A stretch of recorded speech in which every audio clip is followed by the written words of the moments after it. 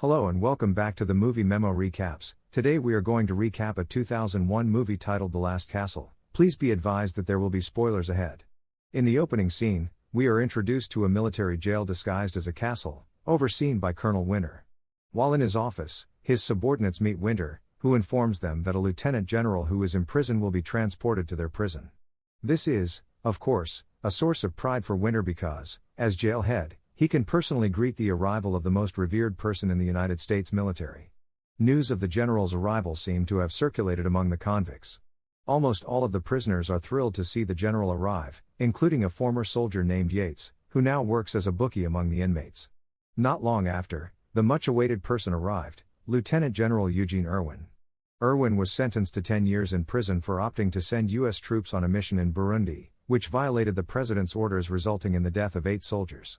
Colonel Winter, the prison's warden, admires Irwin and hopes to have the general sign one of his war books collection.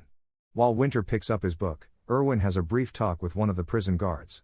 Irwin openly criticizes Colonel Winter's invaluable collection of military items, claiming that it is something no fighting veteran would ever own. Winter's objects would only remind them of the sorrow they felt during the battle.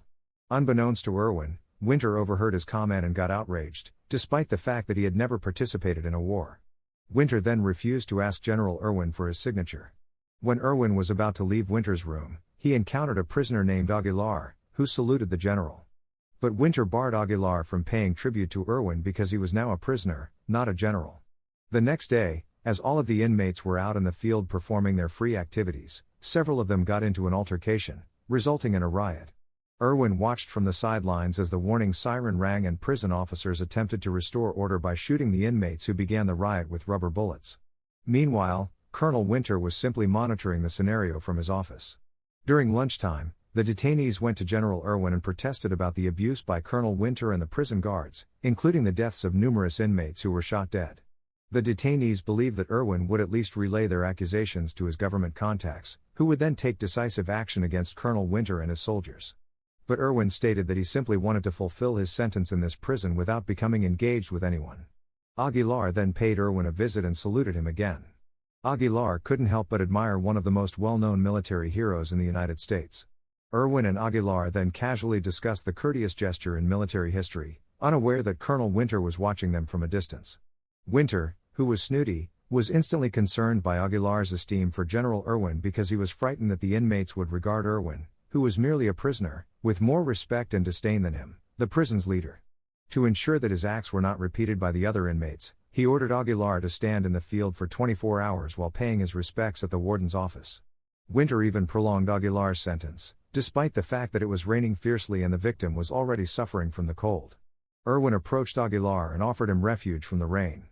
Because of his conduct, Irwin was subjected to reprimands and beatings by prison guards under Winter's orders. Irwin then chastises Winter for the liberties that convicts have while in prison. But Winter instantly responded to his statements by explaining the rules that inmates must follow, one of which is not to interfere with the prison guard's responsibilities. Winter ordered the old man to lift enormous rocks because his admiration for Irwin had diminished after hearing the general's remarks regarding his collection of war relics. Yates utilized Irwin's imprisonment as a betting arena, and the convicts began to speculate on whether the general would be able to complete his sentence or give up halfway through. Even though his body is no longer as powerful as it once was, Irwin attempted to move the large rocks without complaining. In the sweltering weather, he removed his clothes, revealing the numerous scars he had received on the battlefield. One of them is the scar from when the general desperately protected his men, making him a highly regarded figure in the history of the United States military. Even though his punishment was raised to 1 full day and he was forced to spend the rest of his time in solitary prison, Irwin attempted to complete his task. When he returned to the detention cell, all of the convicts treated him with respect. The inmates saw his earnestness in serving his sentence as the spirit of encouragement that a great warrior possesses. Yates then went to Irwin's cell and handed him a large number of cigarettes as a gift, but because Irwin did not smoke, he directed Aguilar to distribute the cigarettes to all of the detainees. It is revealed that Irwin knew Yates' father, who was the general's deputy. Irwin then told Yates about his father, who was able to inspire the fighting spirit of him and the other troops when they were besieged by enemy forces and had little prospect of escaping alive. He further stated that the soldiers who were his subordinates were like his own family and must be saved at any cost. Yates, a military officer and helicopter pilot, appeared surprised to hear Irwin's narrative regarding his father's background. The next day, Irwin visited the inmates, who were instructed to construct a wall by Winter to keep them active and not indolent. He wisely advised the inmates to consider things from a different perspective, including the construction of a wall that may be compared to building a castle wall, which in many respects resembles a medieval castle. He then instructed Aguilar to teach the detainees how to build sturdy stone and mortar walls, citing Aguilar's claim that his father was a great mason. After getting instructions from Irwin, whose leadership was able to rally and supervise the captives, they began to construct a castle wall. Instead of the designation general, Irwin earned the nickname chief from the captives who admired his leadership. Winter, who is aware of this, concludes that Irwin is constructing a loyalty structure in prison to gather prisoners who will accept his orders. This, of course, can jeopardize his power because prisoners are more likely to obey Irwin than him. Winter, envious of Irwin's respect among the prisoners, ordered the prison guards to dismantle the wall.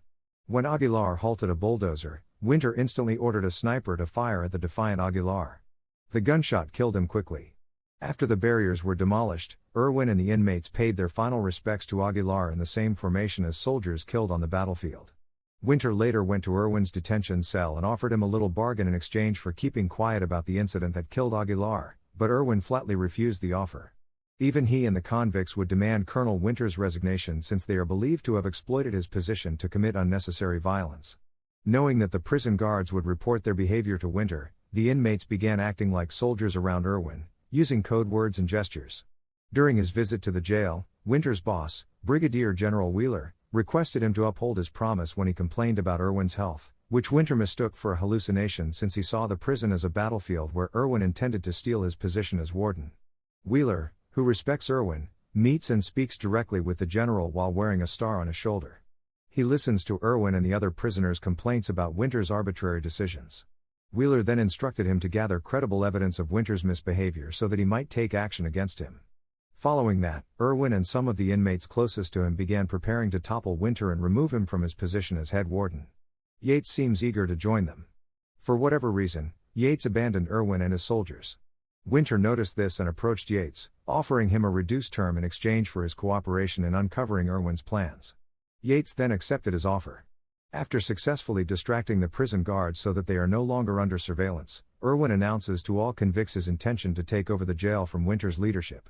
They want to raise the United States flag upside down as a sign of danger, implying that Winter can no longer control the convicts and will be ousted from office. After explaining his plan to all of the detainees, Irwin knows Yates is spying on him and reporting back to Winter. Irwin then invited Yates to a one-on-one meeting, during which he advised him and informed him that he saw the conscience of a true warrior in him. Irwin claimed that Winter only noticed the worst aspects of Yates and hence exploited him. Meanwhile, Irwin saw the best in Yates, believing that he had a fighting spirit and would defend all those who were mistreated. However, Yates was unconcerned about Irwin's statement since he immediately informed Winter of his plans. When Winter learned of Irwin's plot, he promptly hid the flag in his office. Shortly after, an inmate storms into Winter's office and criticizes Yates for being a traitor, prompting Winter and his staff to walk outside to apprehend the inmate. Yates took advantage of the opportunity to steal and hide the flag from Winter's office. The next day, Yates goes to Winter and tells him that Irwin already has his flag, and he is promptly sent to solitary prison because he is on Irwin's side. Winter quickly sent nearly all of his soldiers to assemble the captives in the field and search for the flag in the detention cell. However, this is part of Irwin's plan to keep the jail guards inside, allowing the convicts to walk more freely in the field. Irwin did devise a scheme to cause mayhem in prison. His purpose was to show Wheeler that Winter was unfit for office and should be removed. Yates, on the other hand, was able to escape solitary confinement just as the riot broke out. One of the detainees makes it to the communications room and phones Wheeler to report the prison's mayhem and Winter's failure to keep the prisoners under control. Winter promptly reduced his remaining men to repel the attacks of the prisoners moving under Irwin's orders. Using homemade weapons and teamwork, the convicts blast up Winter's office and repel a water cannon attack from an armored truck. When Winter learned that Wheeler would arrive in 20 minutes, he promptly ordered the helicopters to deploy tear gas at the detainees. Irwin, anticipating this, requested that the convicts assist Yates in taking control of the chopper. After seizing control of the helicopter, Yates kills the sniper who killed Aguilar. Because all of his attacks were repulsed by Irwin and the inmates, Winter ultimately intervened and ordered his entire army to surround the inmates at gunpoint, as prison guards were permitted to use fatal ammunition in emergencies. Winter then ordered the detainees to lie down, but they disregarded him until he informed them that the snipers stationed above them would shoot if they did not comply. Irwin told his fellow detainees to lie down, not wanting any more casualties, and they all instantly followed the general's commands. Winter then requested that Irwin return his flag, but he refused. Following that, Irwin turned around and began walking toward the flagpole to raise it. Winter became increasingly agitated and urged Irwin to stop, but Irwin ignored his request. When Winter noticed Irwin ignoring him, he told his troops to shoot him, but they refused. He continually commanded his troops to stop Irwin, but none of them heeded him, even his trusty advisor, Captain Peretz.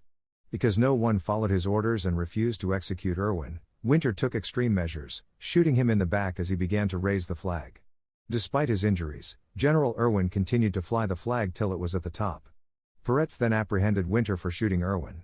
Following that, the prisoners who had stood up again began saluting the flag.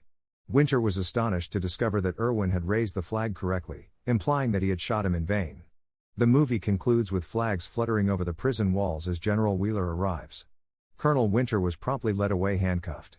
The convicts then built a new wall as a memorial to their dead colleagues, with Aguilar and Irwin's names etched on the castle walls. Thanks for watching. If you are new, don't forget to subscribe for more of these recaps. Until next time, have a nice day.